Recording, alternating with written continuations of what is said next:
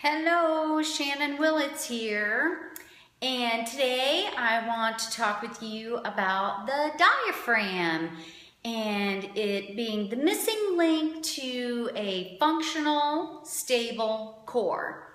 Now there's a lot of talk these days about core strength and core stability, so I want to clear up a few things about what it actually means to have a functional, stable core and the difference between abdominal strength.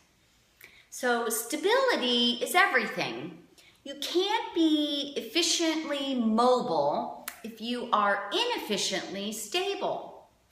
The connective tissue or fascia is the stability system of the body. Think of fascia like scaffolding under your skin.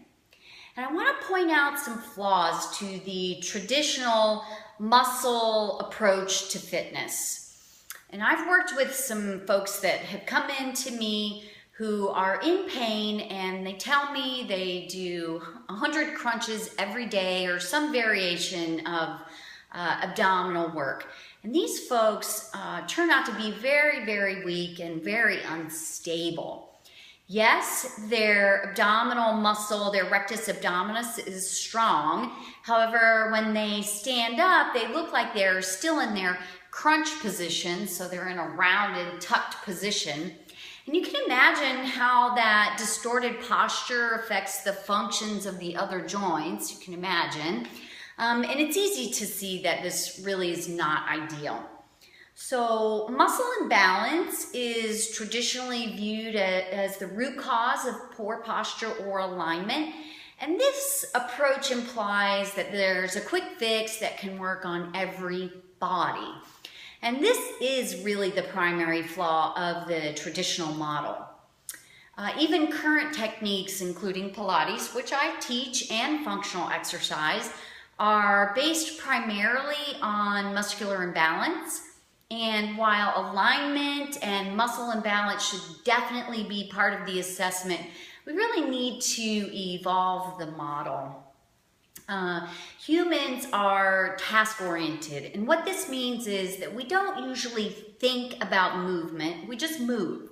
The body does not use single muscles to move, it uses neurological movement patterns. Muscle strength isn't the same as structural stability. Superficial muscles can become overly strong because they are over-recruited. And recruitment refers to subconscious movement patterns. And as task-oriented humans, we're always going to choose the stronger, easier to recruit muscles. Muscle weakness is not solely caused by lack of strength or exercise. Instead, this is caused by a neurological inhibition rather than a lack of muscular strength. And neurological inhibition just means that the body-brain recruits the stronger, more superficial muscles because it's more efficient to complete whatever the task is. And the task-oriented human will always choose the path of least resistance. And that is just the way it is. It is wired in our DNA because as humans, we are built for survival and for efficiency. So if you think about surviving an encounter with a lion in the jungle, your body's going to choose the fastest, easiest, most efficient way to get away. And certainly you're not thinking about proper recruitment patterns. And that's how it is in our lives, the jungle of our lives. We subconsciously react to the external environment that we're in.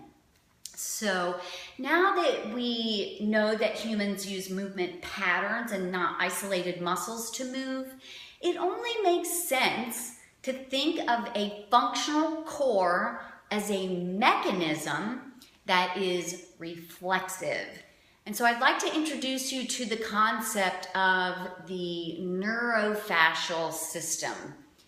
Now, new science is telling us that imbalances in posture and muscle recruitment are secondary components that are actually symptoms of a greater cause outside of the muscle system.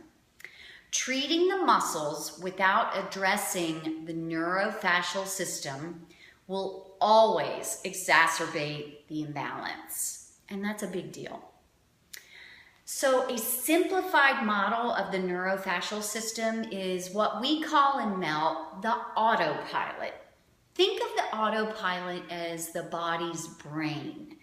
The autopilot is facilitating an incomprehensible amount of communication to protect, balance, and stabilize your body while locating your body's center of gravity. And this is all without your conscious awareness. When the autopilot is inefficient, your internal resources are stressed out and the aging process is accelerated. Our body responds to autopilot inefficiency by fixating the spine to keep your nerves from being compressed, which inhibits proper muscle recruitment and timing. This is the underlying cause of muscle imbalance and the associated postural distortions and the subsequent pain cascade. This reflexive core mechanism supports, protects, and stabilizes your organs. The deep stabilizing muscles, the pelvic floor, the transverse abdominis, the multifidus, within the reflexive mechanism, they all function involuntarily via the diaphragm. Think of a three-dimensional web of seamless connective tissue that connects the diaphragm and the stabilizing muscles. We also have a rooted core mechanism that runs from head to toe. And this rooted channel of fascia shares some of the same connective tissue as the reflexive core and houses the psoas muscle, which is heavily over-recruited. The rooted core grounds you and works with gravity, keeping you balanced over your 2 feet. The rooted core mechanism supports, protects, and stabilizes your spine. Now, when the diaphragm doesn't function properly because of the postural distortions, the deep stabilizing muscles within the reflexive and the rooted core mechanisms, they cannot function optimally. They have no chance. Stuck stress in the diaphragm and imbalance between the reflexive and the rooted mechanisms are a leading cause of low back pain. Therefore, the doorway to a stable, functional, subconsciously performing core is via the diaphragm. And in MELT, we use the rebalance sequence to help your autopilot more efficiently connect to your center of gravity, rehydrate and mobilize the diaphragm, and balance the reflexive and the rooted core mechanisms. And all of this is necessary for your stabilizing core muscles to work in perfect timing without you ever having to think about it. So no, there are no crunches in MELT. There are no 100s, no roll-ups, no oblique twists, no side bends in MELT. No, you cannot think your way to a functionally performing core. Believe me, I have tried. No, you should not hold your tummy in while you walk. No, you should not pull your shoulders back and try to keep them there. Because guess what? You're going to forget. It doesn't work. Believe me, I've tried all of it.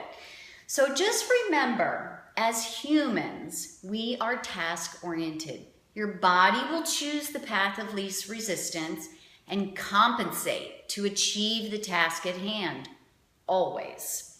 So whether it's walking to the mailbox, dancing the cha-cha-cha, lifting weights, power shopping at the mall, or running a marathon, to overcome this, we have to create better hydration in the neurofascial system, improve communication with the autopilot, balance the reflexive and the rooted core mechanisms, and mobilize the diaphragm. Otherwise, you're just strengthening your compensations, creating a perfect environment for injury and accelerated aging. And who wants that? Not me, and I know you don't either. So I hope you found this helpful. And when you sign up for a MELT workshop, I'll teach you everything you need to know to tap into your core, your functional, stable, subconscious core mechanism. Thanks a lot. See you next time.